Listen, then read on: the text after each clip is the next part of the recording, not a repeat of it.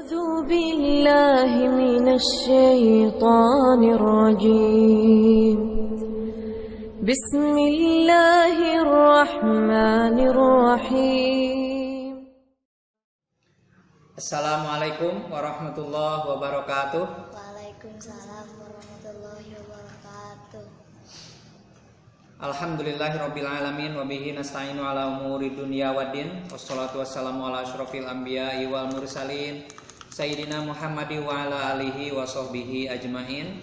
Amma ba'du. A'udzubillahi minasyaitonir rajim. Bismillahirrahmanirrahim. Ya ayyuhalladzina amanu taqullaha haqqa tuqatih wa la tamutunna illa wa antum muslimun. Shadaqallahul adzim. Puji dan syukur marilah sama-sama kita panjatkan kehadirat Allah Subhanahu wa taala yang pada kesempatan kali ini telah mempertemukan kita dalam pembelajaran jarak jauh untuk pertemuan terakhir sebelum memasuki masa penilaian akhir semester atau PAS ya. Dan pada pertemuan ini yang akan kita bahas untuk kelas 6 KM ini adalah tafsir surat Al-Baqarah ayat ke-1 sampai insya Allah mudah-mudahan sampai ayat ke-5 ya. Kita mulai dengan ta'awudz dan basmalah.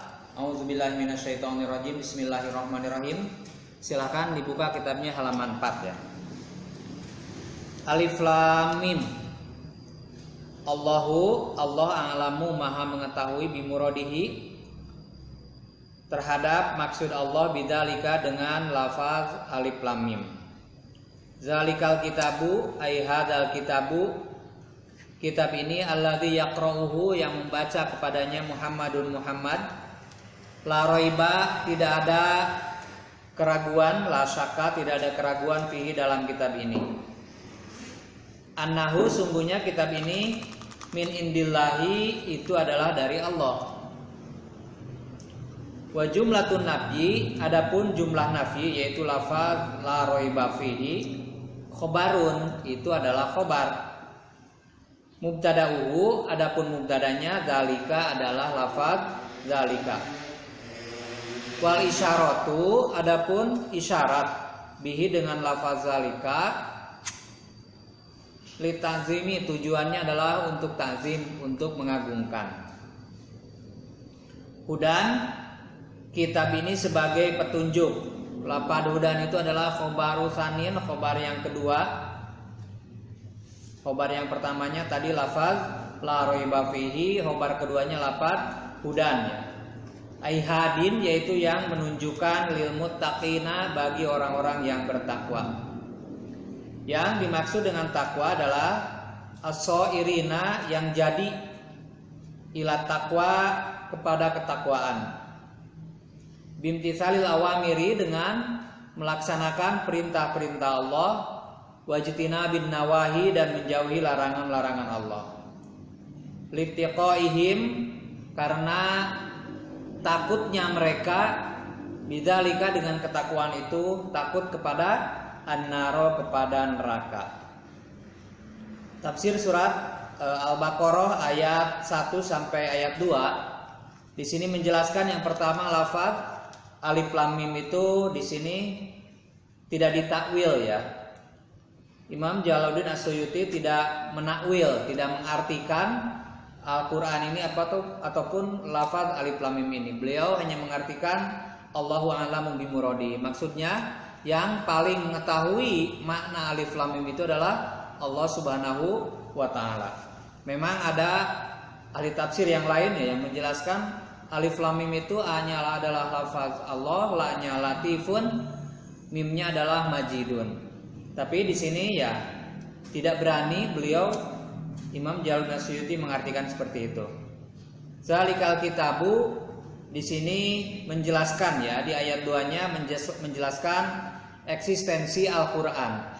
Di mana Al-Qur'an ini adalah tidak ada keraguan bahwa sungguhnya Al-Qur'an ini adalah sesuatu yang Allah wahyukan kepada Rasulullah SAW. Adapun fungsinya Al-Quran menurut ayat ini adalah hudal lil muttaqin. Fungsinya kitab ini adalah hudal lil muttaqin sebagai petunjuk bagi orang yang bertakwa. Dalam artian hanya orang yang bertakwalah Yang menjadikan Al-Quran sebagai petunjuk. Bisa kita bayangkan ya, kalau seseorang disuruh untuk melakukan suatu pekerjaan, pasti dia memerlukan petunjuk. Pasti dia memerlukan buku panduan. Sebagaimana kalau kita membeli HP misalnya, beli HP baru, pasti kita ada dusnya kan. Di dusnya itu ada buku panduan. Apalagi kita ini nggak ada orang yang sudah pernah hidup di dunia. Semua orang ketika lahir ke dunia adalah untuk yang pertama kalinya dan hanya satu kali hidup di dunia. Maka ketika Allah memberikan titah kepada kita, ya ayyuhan nasu budu rabbakumul ladzi khalaqakum wal ladzina min qablikum la'allakum tattaqun, yaitu ibadah, dan juga fungsi manusia ini jailun fil ardi khalifah, supaya manusia tidak tersesat dalam melaksanakan tugas dan fungsinya. Tugas sebagai hamba yang harus beribadah kepada Allah, fungsi sebagai khalifah, maka Allah memberikan petunjuk kepada kita manusia.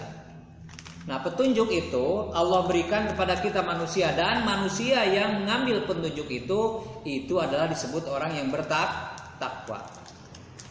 Di mana di sini yang disebut dengan takwa adalah bimtithalil awamiri wajtinabin nawahi. Sama dengan pengertian takwa menurut mayoritas ataupun jumhur ulama fuqaha, bahwa yang disebut dengan takwa itu adalah imtithalu awamirillahi wajtinabun nawahi. Melaksanakan segala perintah Allah dan menjauhi segala larangan Allah. Jadi kesimpulannya ayat 1 dan ayat 2 di sini adalah ayat 1 menjelaskan alif lam mim ini tidak ditakwil. Sedangkan di ayat keduanya menjelaskan pertama eksistensi Al-Quran, bahwa Al-Quran itu benar-benar Allah turunkan kepada Nabi Muhammad SAW, la raiba fi. Dan yang kedua, fungsi Al-Quran adalah sebagai petunjuk, dan hanya orang yang bertakwalah yang menjadikan Al-Quran sebagai petunjuk.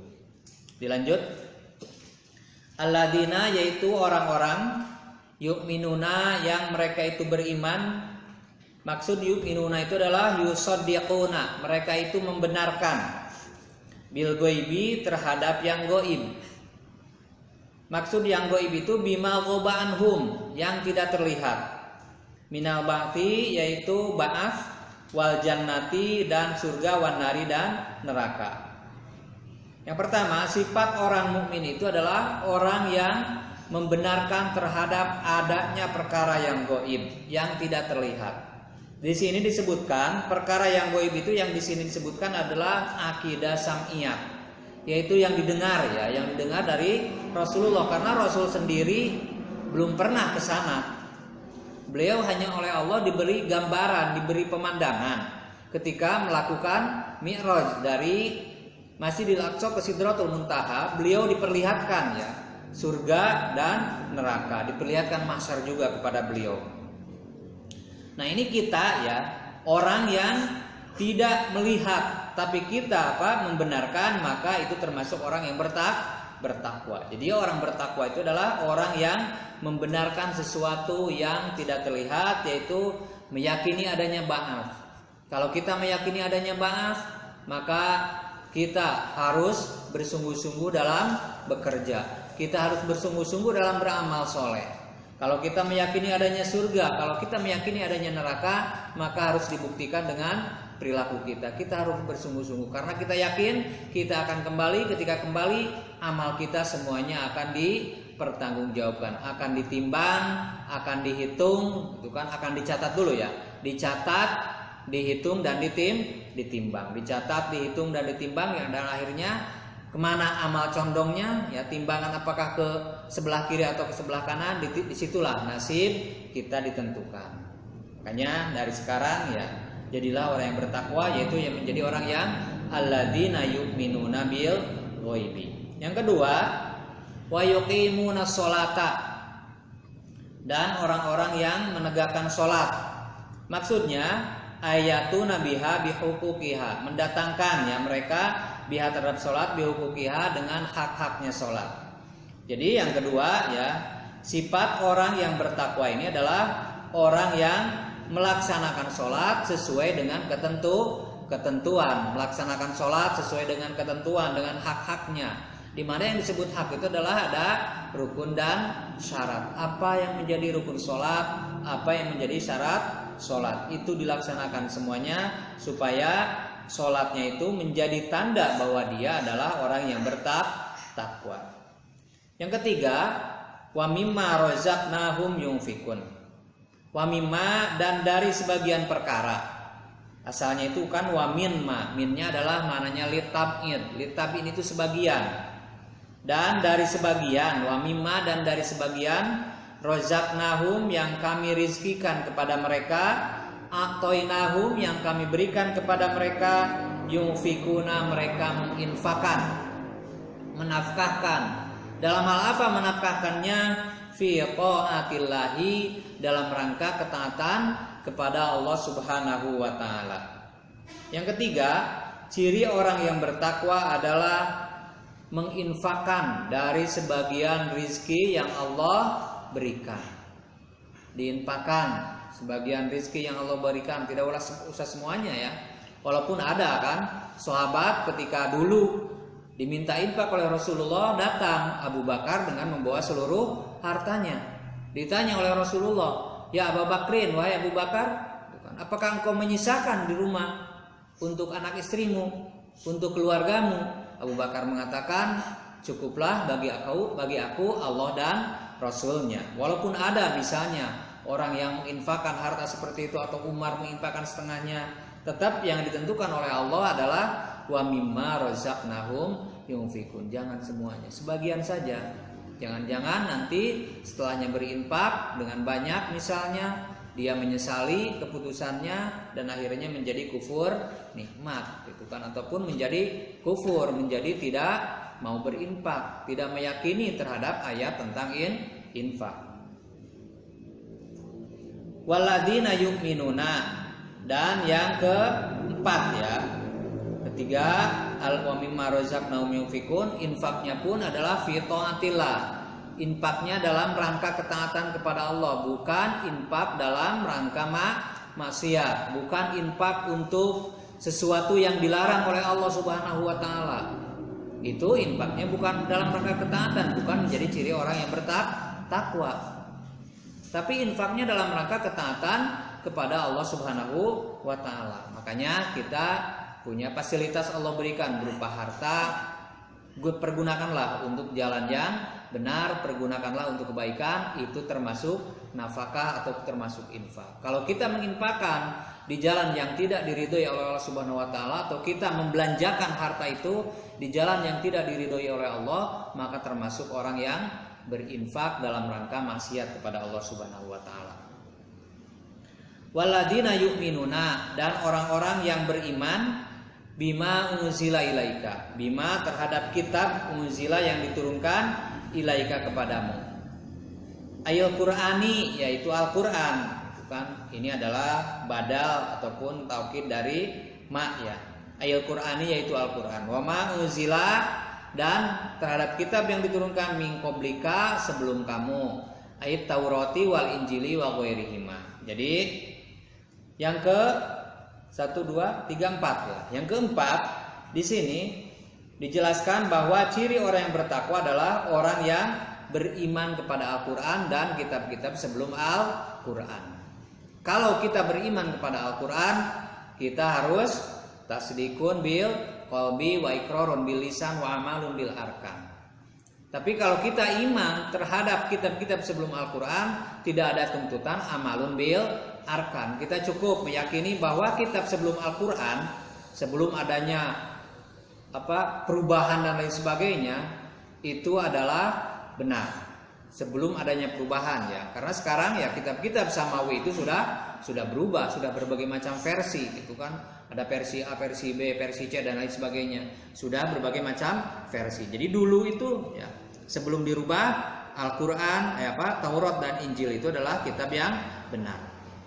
Orang-orang Yatsrib juga kan tahu tentang kerasulan Rasulullah SAW atau Nabi Muhammad itu lewat orang Yahudi yang tertera dalam kitab Taurat. Dalam kitab Taurat dijelaskan bahwa akan datang Nabi akhir zaman, itu kan.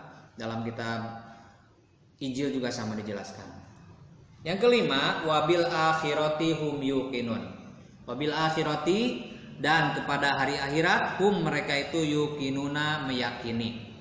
Sebagaimana yang sudah dijelaskan ya ketika menafsirkan surat Al-Fatihah, ketika maf'ulnya didahulukan maka itu adalah yufidul hasra wal ihtimam. Ini juga sama, wabil akhirati hum yuqinun, itu adalah yufidul hasra wal ihtimam. Meyakini itu kan mereka itu akan datangnya hari akhirat. Kalau dia yakin akan datangnya hari akhirat, maka dia pasti beramal dengan sungguh-sungguh.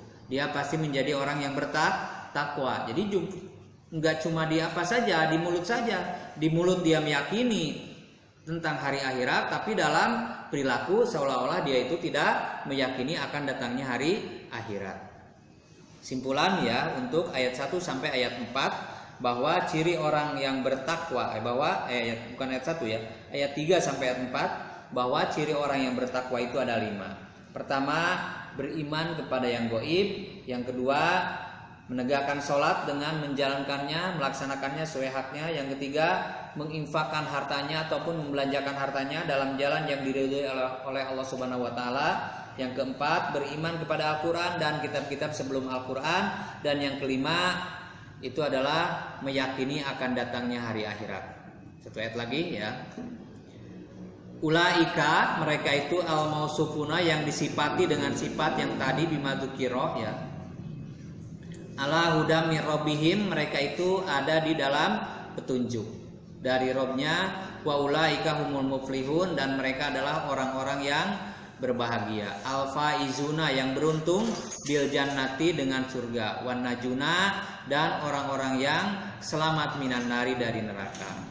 Ini bagi orang yang bertakwa. Di sini dijelaskan bahwa mereka akan mendapatkan 2 balasan dari Allah Subhanahu wa taala. Pertama, balasan di dunia, yaitu ala hudam mir rabbihim. Mereka Allah tetapkan di dalam petunjuk dari Rabb-nya. Mereka akan dibimbing dalam hidupnya. Mereka tidak akan disesatkan oleh Allah Subhanahu wa taala. Itu di dunia. Dan di akhirat mereka akan menjadi wa ulaika humul muflihun. Mereka itu akan menjadi orang-orang yang berbahagia, akan menjadi orang-orang yang mendapatkan kemenangan, yaitu dengan dimasukkan ke surga dan dibebaskan dari siksa neraka. Jadi sampai di sini dulu ya pembahasan tafsir Jalalain pada kesempatan yang mulai ini. Mudah-mudahan bermanfaat. Kita tutup dengan doa kafaratul majlis dan hamdalah. Subhanakallahumma wa bihamdika asyhadu an la ilaha illa anta astaghfiruka wa atubu ilaik. Walhamdulillahirabbil alamin. Wassalamualaikum warahmatullahi wabarakatuh.